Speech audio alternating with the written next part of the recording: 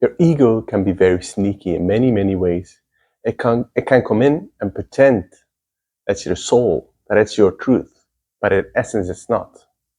I've had a conversation recently around self-love, which obviously it's all what this channel is about, it's what I am about, so people are going to talk to me about it. And I asked the person, or someone else actually asked her, do you love yourself? And she answered, yeah, I think I'm cool. And in that moment, I immediately saw a red flag. I saw her ego jump in. I'm cool, so I don't need to go beyond that layer. And I saw that there is actually not self-love, but your ego deceiving her, going deeper than that. And I can say so because I've had this myself back in the days. I think I shared this story already, but when I was about 14 years old in school, the teacher asked, who in this classroom thinks that they are perfect? And I raised my hand. Even though inside I didn't feel perfect at all. I had a lot of zits. I wasn't popular. I was so insecure about myself. But I raised my hand. My ego raised my hand. As a protection mechanism. Like pretending I am perfect. So people, please look at me like I'm perfect.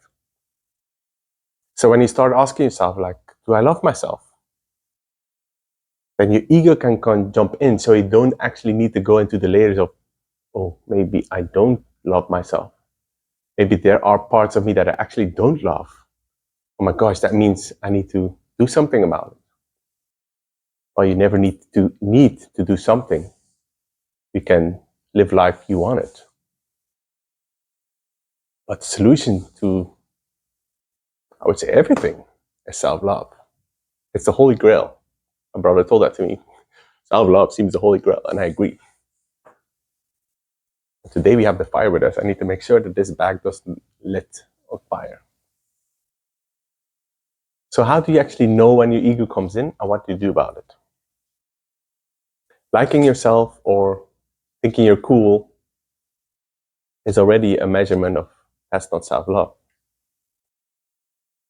You know what true self-love is when you get quiet by yourself in a safe space. And you can do that easily by taking slow breaths. A few counts in through the nose and a few counts out through the mouth. 4 count in, 8 count out, a little bit longer. And then you go into your parasympathetic nervous system, which is calming, where you can relax and can take firm and conscious decisions. And not like, oh my God, oh my God, oh my God. And then you can ask yourself out loud in a meditation, you can journal it, you can look in the mirror. Do I love myself? Are there parts of me that I don't love?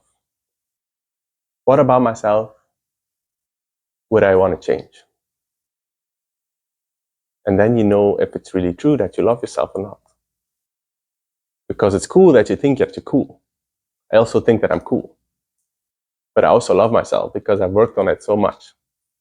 And when I look at myself in the eyes in the mirror, I feel genuine love for myself. But I'm asking you, if you think you're cool, which I hope you do, and you look yourself in the mirror and you're like, then you don't completely love yourself. And that's okay, because we need to start somewhere. And then we can build from that. But you need to be honest with yourself and not let your ego deceive you.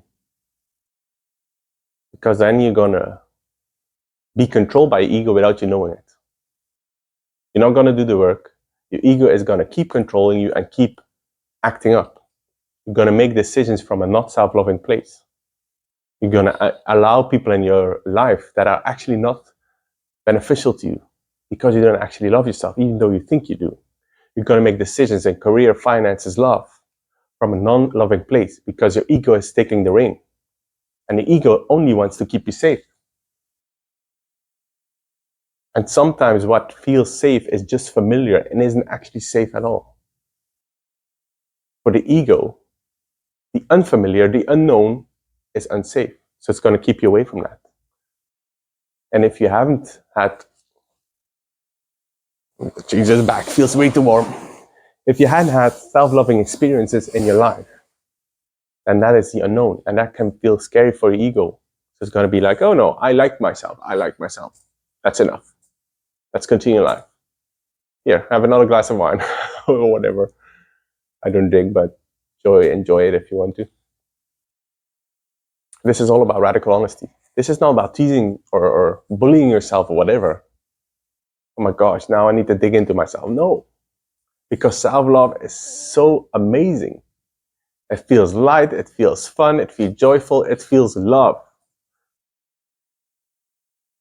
Love is the ultimate feeling. When you feel love, when you are immersed in love, you attract love. Not necessarily in a romantic partner, but in people, places, events, synchronicities. But it starts with you because that's something that you omit. That's something that you radiate. A certain frequency that is palpable for other people. It's like, there's something with this person. When you come into a room, the people can feel like, wow, I need to talk to that person. I don't know why, but like there's something attracting me to them. That's because you're emitting love. You're emitting something that not that many people have. Complete self-acceptance. Also the parts that you would like to change about yourself, you also accept because it's part of you. And if there is a part of you that you're not accepting, that what you're saying is, I'm not acceptable, which is a lie. Have you ever heard a baby say that? I'm not acceptable because I poop, because I cry, because I want to eat all the time, because I want to sleep. No? How ridiculous is that? So whatever belief you have in your system, I'm telling you that it's a lie. Or the non-beneficial beliefs. If you believe that you are worthy, that is not a lie, that is the truth. That is the truth of who you are. You are worthy, you are loved, you are enough, exactly as you are. So I'm inviting you to really take a hard look at what's happening inside. Past the layers of the ego, past all the walls that you've built, all the safety measures of like, oh my gosh, what if people find out the truth of who I am in my heart? So I need to build 100 walls around it. Well, guess what? If people find out the truth of who you are, people are going to actually love you. And the people that don't are going to fall away naturally. Because you don't want fake people around you. You want people that love you for who you are, not for the image that you create. Because it's damn exhausting to uphold a fake image of yourself. You don't want that. You just want to be you. And you love yourself for who you are, and people love you for who you are. And that is all that matters. All the rest is just blah blah in the wind. You can just let it go. Or you can just let it burn away. Burn it all away, Carly, burn it all away.